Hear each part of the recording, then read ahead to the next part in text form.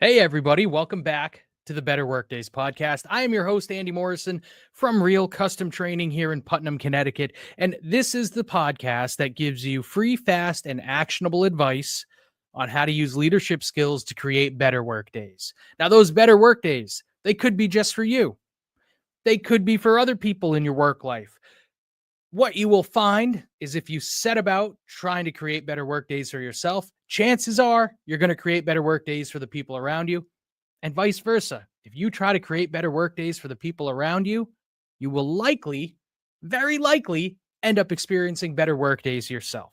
That's the beautiful part of leadership skills. They benefit you and they benefit the people around you. Now, this episode is about a topic that I run into a lot in the workshops that I run where I'm working with supervisors and managers. And it's the topic of toxic employees or toxic bosses. And specifically in this episode, what I want to do is I want to challenge you to be a little bit more thoughtful and considerate before you go tossing the word toxic around the workplace. That said, there certainly are, I was going to say toxic people, but that's another thing we're going to talk about. Maybe we shouldn't refer to people as toxic. Maybe we should only refer to their behavior. But before we get to that point, I'll say, yeah, there can be toxic people in the workplace. There can be toxic bosses. They exist. You got to know how to deal with them. One of the workshops I run is called Dealing with Difficult People. And it's been over the few years now I've been running that workshop. It has really helped me identify a problem, which is that oftentimes when people say I have a difficult employee, sometimes what they mean is they have a toxic employee. And also sometimes people will say I have a toxic employee, but really once we get into it, I find no, that's not necessarily a toxic employee. That's more of a difficult or a challenging employee. And with difficult or challenging employees, there's leadership skills that you can use to help manage them, maybe perhaps make them less difficult or challenging. So what is the difference? Because the more I run this workshop, the more I realize, boy, we all kind of need a common understanding of toxic versus difficult. Now, where does this misunderstanding or this lack of common understanding come from? Well, one culprit in my mind is LinkedIn. Okay. I kind of hate LinkedIn these days. I think AI has diluted the waters of LinkedIn. Everything looks better. Wow, the posts sound great. Boy, well, some of the graphics look really good. Others, you could tell they're just AI generated because people have 7 fingers and things like that. But I have a hard time on LinkedIn because what I find is it's a lot of AI generated content that is not thoughtful or considerate. It's a pantomime of thoughtful writing, and it's an impersonation of thought leadership. That's all. If you're using AI to generate your LinkedIn content, you are doing a digital impression of thought leadership. All right. I'm not saying you can't ever use it. I mean, hell, I'm not telling anybody what to do, but in my mind, if I can tell that somebody let ChatGPT do all the heavy lifting for a LinkedIn post, you immediately disqualify yourself in my eyes. And that might be a shame because I would guarantee you are smarter than ChatGPT. Don't let ChatGPT write for you. For example, while I'm going on LinkedIn, here's a recent example.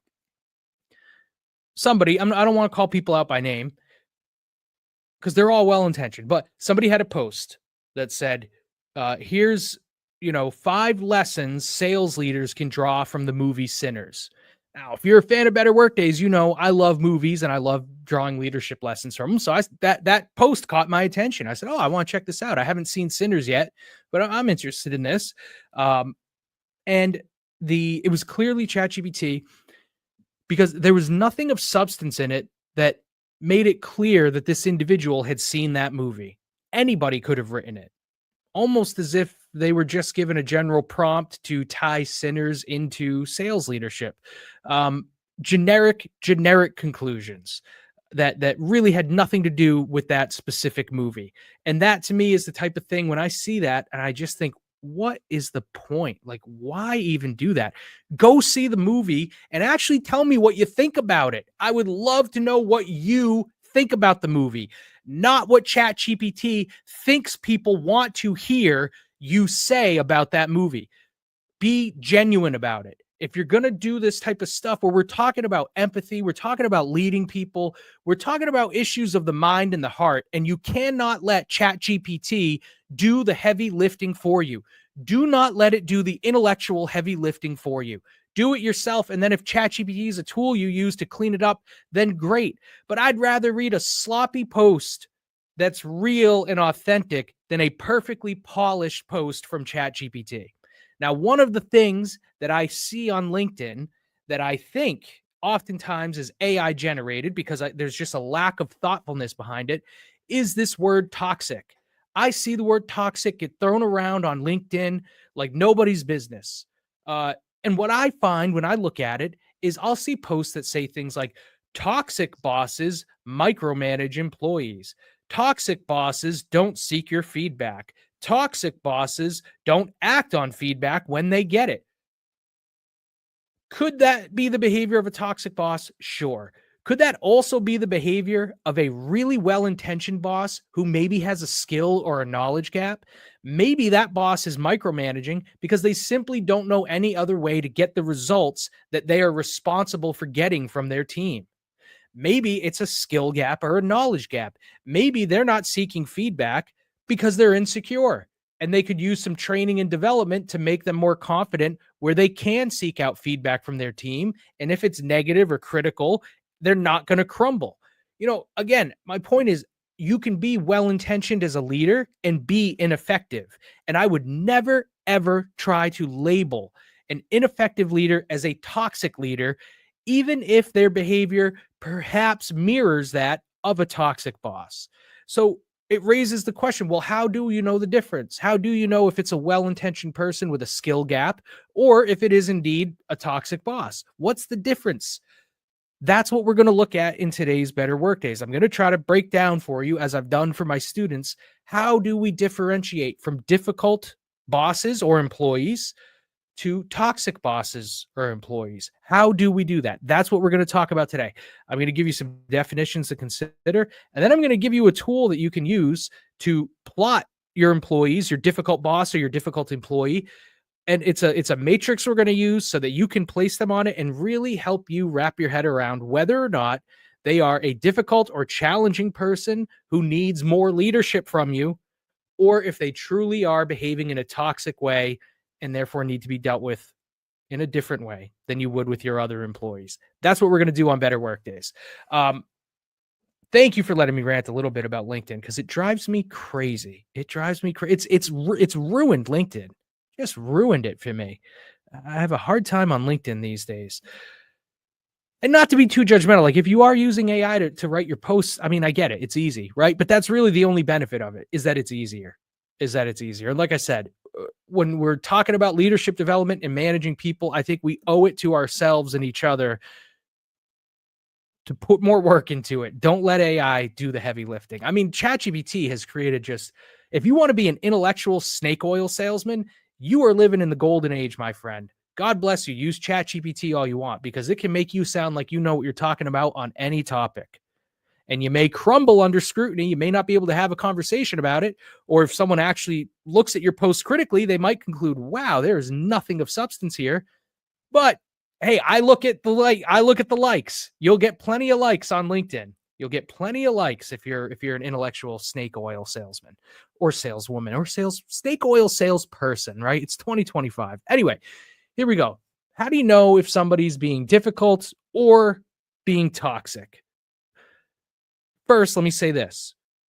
We got to be very careful about labeling a person as difficult or a person as toxic. And I've already broken that rule several times, right? Because there's certain ways we're used to talking about things and we're used to saying, oh, so-and-so, yeah, they're kind of a problem employee, or so-and-so, oh yeah, they're a really bad boss, but when you study feedback and how to help influence behavioral change in people, one of the first things they say is don't make it about the person. Don't make it about the person. You got to make it about their behavior. One of my most frequently asked questions that I'm asking, these are the questions I'm asking people in our workshops. I say all the time to them, what does that look like? If they say, I have one employee who's just a total rock star, I'll say, hold on, what does that look like? Right? What does it mean to be a rock star employee? On the other side of that coin, if they say, I've got this one employee, they are just a total pain in the neck. It's, oh, hold on. What does that look like? What are they doing that's a pain in the neck? And if you're ever going to give feedback to that employee, you want to frame it as behavioral. If you go to, right, if imagine going to an employee and saying, you need to stop being so lazy. You need to stop being a pain in the neck, or you need to stop being toxic. That message is not going to get through as strongly as it would if you made it more about behavior. So you need to stop being lazy turns into you need to start arriving to work on time 5 days a week. You need to stop being toxic. What does that mean? You need to stop gossiping because it's creating a lot of conflict amongst the team and it's hurting our ability to get outcomes. See, you got to make it about the behavior. It's the same thing with yourself.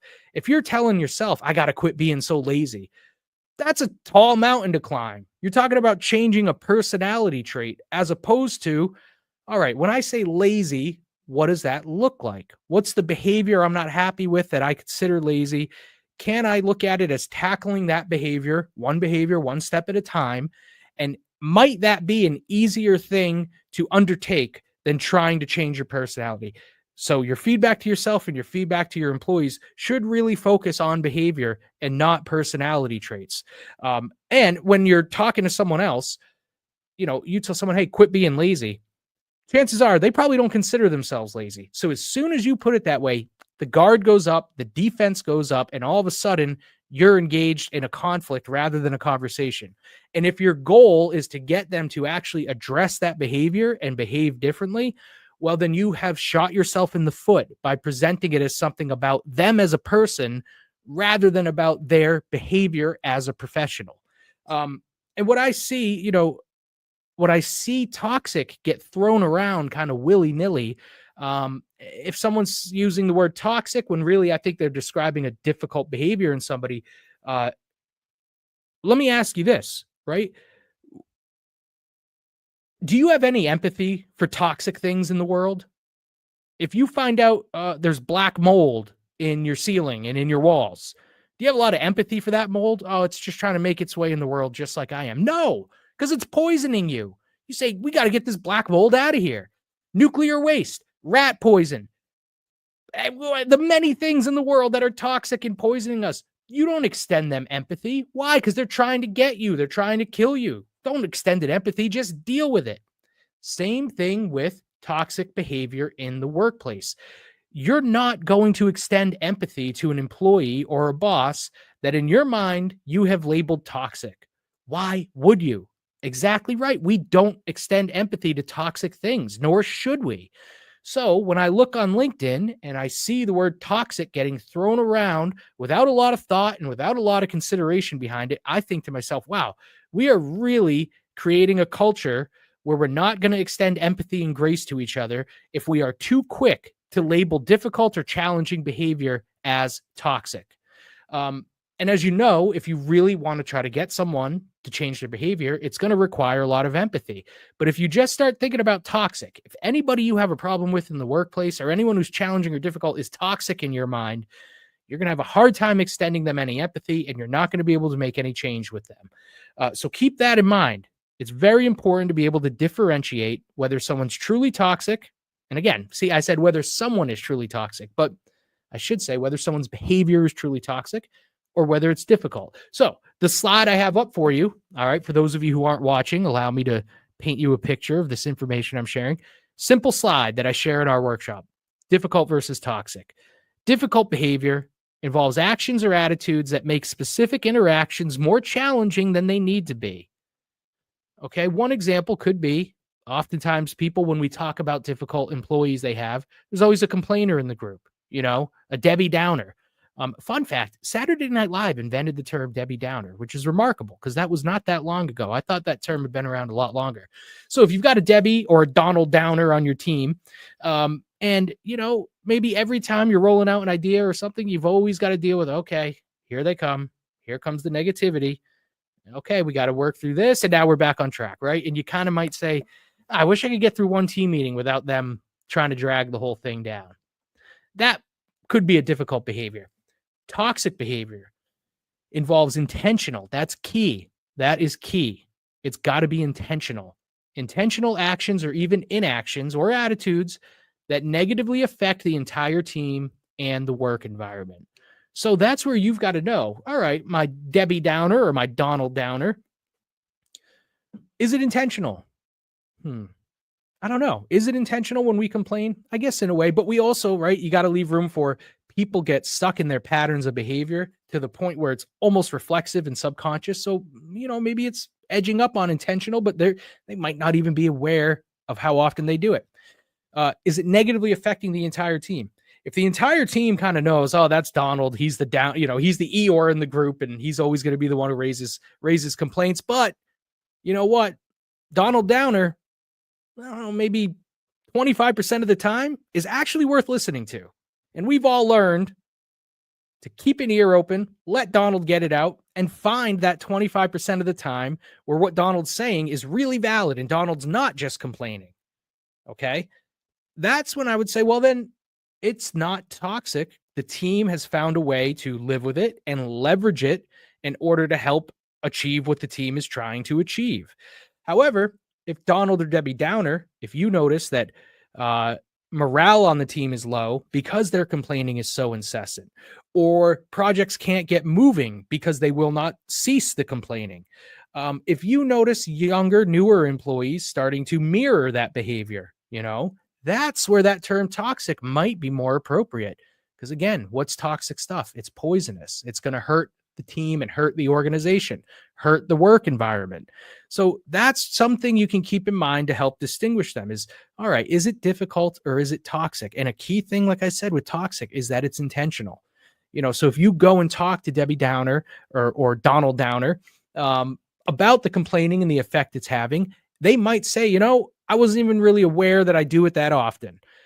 Once they're made aware of that, if they continue it, then you can kind of rest assured of, all right, there is some intention behind it. It's been pointed out to them. Maybe we've even provided some training or coaching and tried to get them to change. And now when they do it, now I feel a little bit safer saying it does seem intentional. It does seem intentional.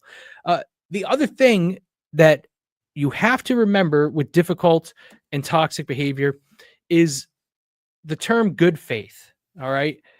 I first learned the term good faith. I was involved kind of as an observer in some union negotiations at one point. And one side came in with their asks, the things they wanted to get out of the negotiations. And the request that they had out of the gate, I won't get into specifics, but it was considered ludicrous by the other side, the folks on the other side of the table. The initial ask was so outrageous in their eyes that they immediately started throwing this term around of good faith, accusing the other side of not acting in good faith by coming in with such an outlandish, over-the-top request that the other side didn't consider even feasible. And so good faith means what? Good faith means that a person, or in that case, a group of people, they're coming in with the intention to, one, act with honesty, two, be as fair as possible, and three, and perhaps most importantly, make a genuine effort to contribute positively. So when you're missing those things, that means somebody's not acting in good faith. Now, why is that important to remember when you're assessing whether an employee's behavior is just merely difficult or toxic? Well, again, that word intentional with toxic behavior. If they are intentionally behaving in a way that is hurting other people on the team, hurting morale, hurting your ability to keep people in your department, hurting the team's ability to reach its goals, all sorts of different ways that behavior can manifest and hurt the organization and the team. If you're seeing that and it's being done intentionally, that's a very good indication that that person is not acting in good faith. Okay. Like I said at the beginning, you could have a boss who is making a genuine effort to contribute positively. They're coming from a good place. Their intention is pure and right, but they don't know any better way to do it than to micromanage. You see what I'm saying? That's where I would say that's not toxic. That's just difficult.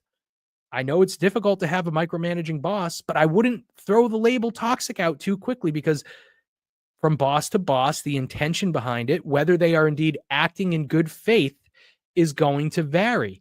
Now, if it's a boss who's micromanaging, knows they're micromanaging, is aware of, has been trained in other methods of leadership, knows the organization expects them to lead in those other ways and to only micromanage when it is actually the appropriate style, which can be the case. That'll be for another episode someday. Micromanaging isn't always bad.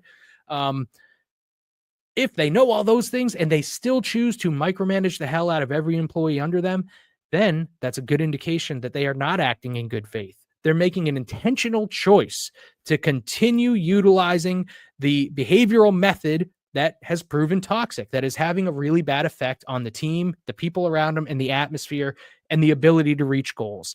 If they're not acting in good faith, then it is more likely that you're dealing with toxic behavior. You're dealing with a person who is set out to do harm.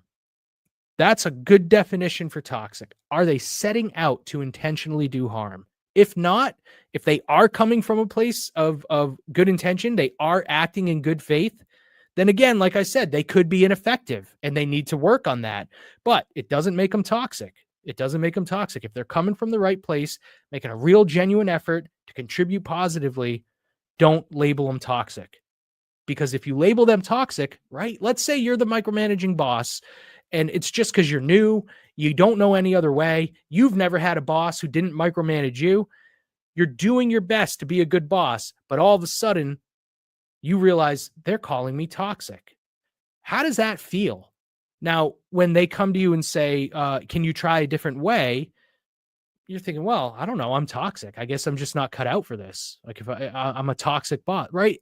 You got to be, again, I think we need to be more mindful and very careful about throwing that term toxic around. Now, a new thing that I've introduced in our workshop, and this is going to be the big takeaway for you in this episode. We've started doing a good faith assessment. So when someone in a workshop has an employee and they're kind of wrestling with, are they difficult or are they toxic? Again, is their behavior difficult or behavior toxic? And sometimes the managers get to the point where they say, I'm not sure if I should keep putting the work into this employee. And that's a fair question to ask. That's why I've worked so hard to try to understand better when someone's difficult versus when their behavior is toxic. Because if someone's being toxic, meaning they're not acting in good faith, then I would encourage managers to try to coach them through it, but likely that won't succeed because they're not acting in good faith. They don't want to make the improvement.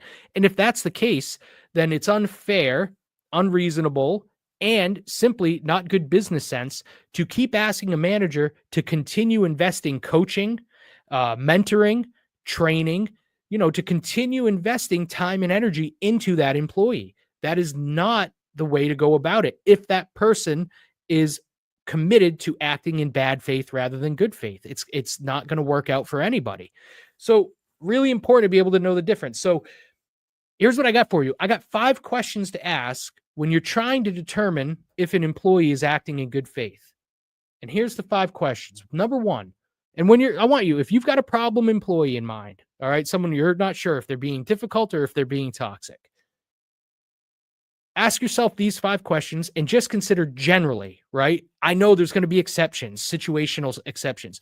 Just think of it as a scale, yes or no. Does the scale tip towards yes? Then it's yes. Does it tip towards no? Then it's no. All right. I know it's not going to go all the way on either side, but just think generally, knee-jerk reaction for the sake of this exercise.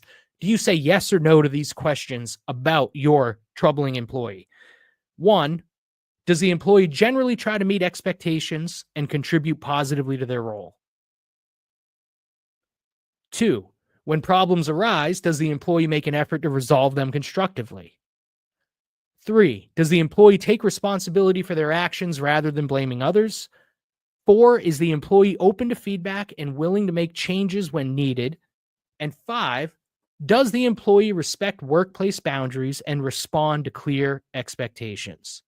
All right, when we do this exercise in our workshops, what we end up, we have a little rubric to help people decide. If you said yes 4 to 5 times, then you very likely have someone operating in good faith. If you said yes 2 to 3 signs, there's some mixed signs of good faith there. You may not be able to be totally sure, and you might need to go and clarify some expectations with them and continue monitoring them to try to determine, are they acting in good faith or not? 0 to 1 yeses, very low signs of good faith. Okay. And again, it's not a scientific study or assessment. It's just to get you thinking about where they might fall on that good faith scale. And I mentioned there's going to be situational exceptions. That always comes up when we do this exercise. So to me, that's a good sign. It's a good sign if someone has a hard time saying yes or no to these, because that probably means sometimes in some situations, the employee's demonstrating good faith, but in other ones, they're demonstrating a lack of good faith. And that's a good place to start. That gives me optimism for my students when they are in that situation, because then it's about figuring out, okay, when they are showing good faith, in what areas of work life are they showing good faith? And in what areas are you seeing what is perceived as a lack of good faith? Oftentimes, the good faith is demonstrated on the stuff the employee knows really well. So in manufacturing, it might be, when it's anything technical, yeah, they meet expectations. They listen to feedback. They act on feedback. But when it comes to anything with people, the people side of things, that's where you might say I'm seeing the lack of good faith. And so then it's about figuring out, all right, what is it about the technical side that has them acting in good faith? What is it about that makes them willing to make changes and respond to feedback and respond to clear expectations? And when you figure out the why behind the good faith behavior, it can give you some insight into how you might be able to motivate them to make a similar effort in the other side of things, on the people skill side of things. All right. So again, come take a workshop with us if you want a deeper dive into this. But generally, these 5 questions, right? And if you're watching the stream, grab a screenshot, go ahead. Don't borrow, steal, just steal it from us. And as long as you're going to use it, steal it, please. But this will give you a better indication whether or not someone's behaving difficultly or toxic. Now, the last thing I have for you, check out this matrix. This is brand new. I just used this. I've used this twice. Okay. Because at Real Custom Training, we're always evolving our workshops. If you've taken a workshop with Real Custom Training, you've taken a workshop with Real Custom Training. That same workshop is probably never going to be run exactly the same way again. That's because I'm constantly learning from the participants. This is an example where I've been learning from them. Hey, it's difficult to tell. Is someone difficult or being toxic? So this scale, this classic, right? The classic 2x2 matrix, one of the best things out there. If you're listening and not watching, I will paint you the picture. On the bottom, we're measuring good faith, right? That good faith assessment. Did they score on the low side? In which case you'll place them on the left, or did they score on the high side, in which case you'll place them towards the right. Now, on the y-axis, going from the bottom to the top, from low to high, you're measuring the disruptiveness, the pervasiveness of the difficult behavior that you're noticing in the employee or in the boss. If it's low disruptive, like the complainer that we talked about. Yeah, it's a difficult, you wish they wouldn't do it. But when you look at it and you really think about, well, is it hurting the team? Is it hurting morale? Is it affecting safety? Is it affecting productivity? No. Okay, then it's more of a nuisance, right? You'd put it on the low end of that scale. Are they so negative they're driving people out of the department? Are they so negative nobody wants to work with them? Are they so negative that they're derailing progress on important projects, right? Then you'd place them higher up on the disruptiveness scale. When you plot your employee, your difficult person, on this matrix, you'll end up in one of 4 quadrants. So let's look at that upper left quadrant, the high disruptiveness behavior combined with the low evidence of good faith. That is the one place where I think you could place the label of toxic. And it's that lack of good faith that's really selling that to me. and the high disruptiveness, so they're highly disruptive. And when it comes to thinking to yourself, is it worth coaching them? Is it worth putting time into them? That low good faith is an indication that it may not be worth it.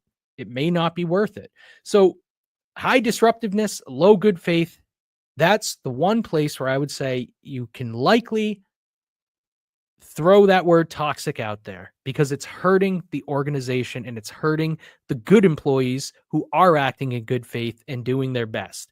In a case like this, you got to prioritize boundaries, documentation. This is where you go to your HR, right? And you make sure you're up on your company's documentation and disciplinary process.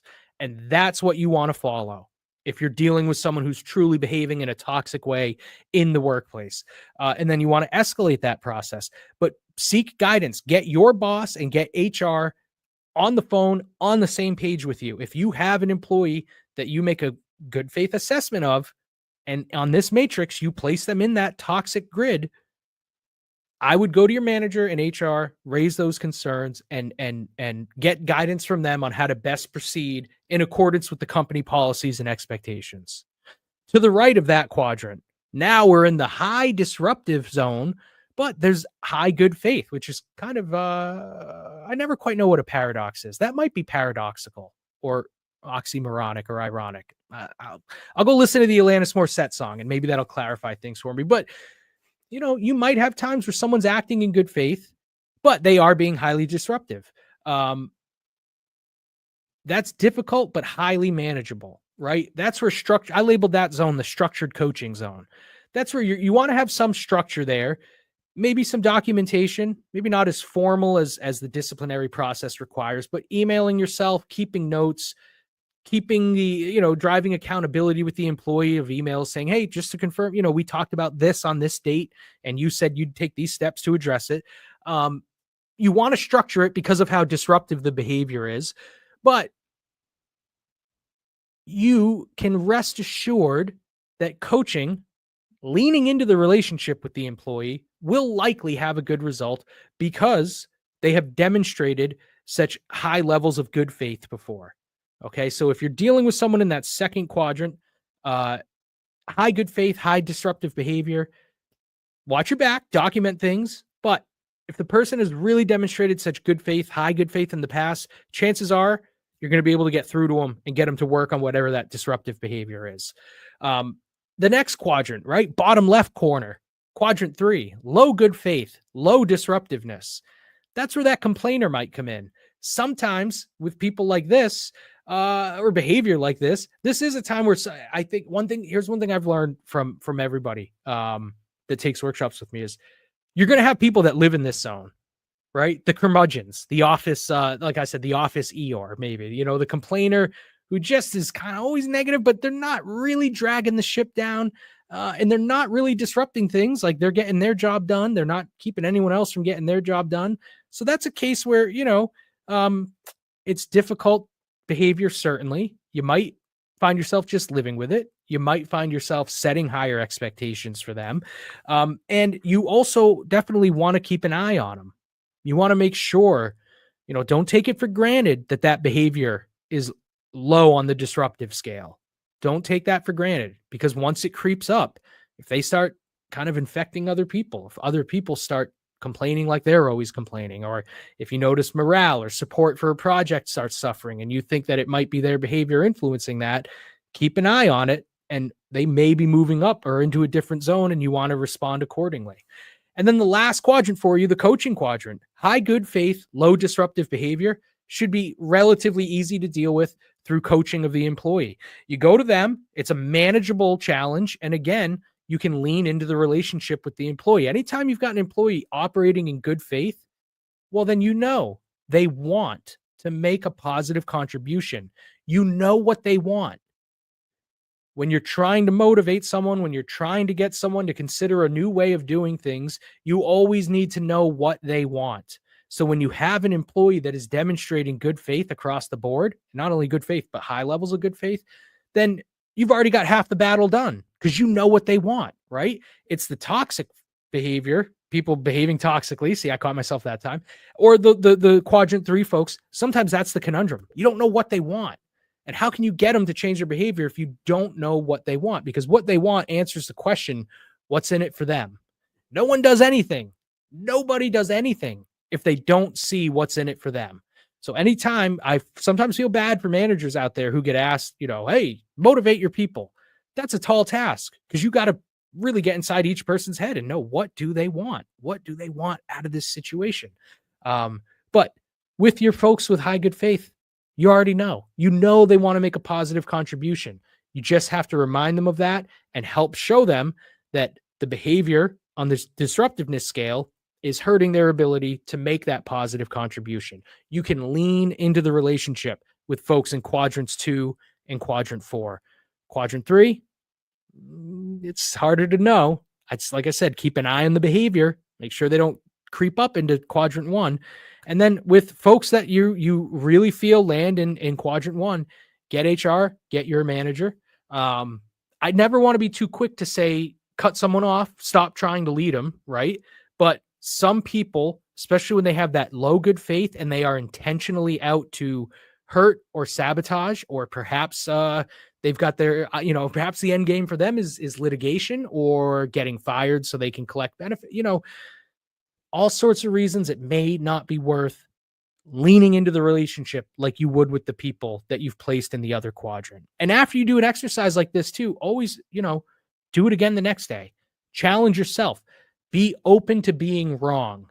You don't want to misplace people in these quadrants. You want to really think about it and be intentional in your analysis and in your action. So the lesson today, be careful about the word toxic. I've given you some tools you can use to help you be careful about using the word toxic and to be really thoughtful and considerate so that when you label behavior toxic in the workplace, you are doing it from a place of good intention, and you're doing it to help protect yourself, your team, your goals, and the organization. Be careful about labeling people toxic. You've got some tools to help you do that now, thanks to Better Workdays. All right. That is it for this week. I appreciate your time. I hope this was helpful. Like I said, this is a fairly new tool and model that we're using at Real Custom Training, but it's been welcomed by employees so far. Like I said, it's really one of those things. It comes up often where people will just say, I've got this one person and I don't know what to do with them. I don't know what to do. I don't know whether to cut bait and run or just, can I get through to them? Can I keep coaching them? And this grid, this 2x2 matrix can really help you make that determination of who is worthy of more time and investment and worthy of your leadership, and who maybe just needs to be managed. And you can let HR and your boss guide you through that process to make sure you protect yourself and protect the organization. So that's it for this week. Thank you very much, everybody. I will be back. And as always, connect with us on Facebook, connect with us on LinkedIn. I know I took a lot of shots at LinkedIn today, but LinkedIn today is like television. There's gold in there. It's worth wading through all the garbage to find the gold, right? Look for authentic people sharing their real, genuine thoughts, and it's worthwhile on LinkedIn, including me. Find Andrew Morrison on LinkedIn, Real Custom Training on LinkedIn.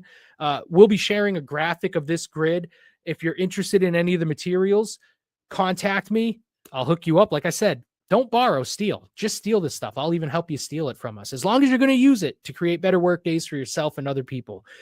If you are in Northeastern Connecticut, or hell, within an hour's drive of Northeastern Connecticut, we run workshops on this type of stuff in our training center in downtown Putnam, Connecticut. So if you are interested in taking a program with us or bringing us into your company to run private group training for you on how to deal with difficult people and other leadership topics, for you, I would encourage you to visit realcustomtraining.com. You can see our Level Up Leadership Program, which is our menu of workshops that we can run for your company, and contact us. And we'd love to work with you like we've worked with dozens of companies in Northeastern Connecticut and beyond. All right. Thanks a lot, everybody. I will see you next time on Better Workdays.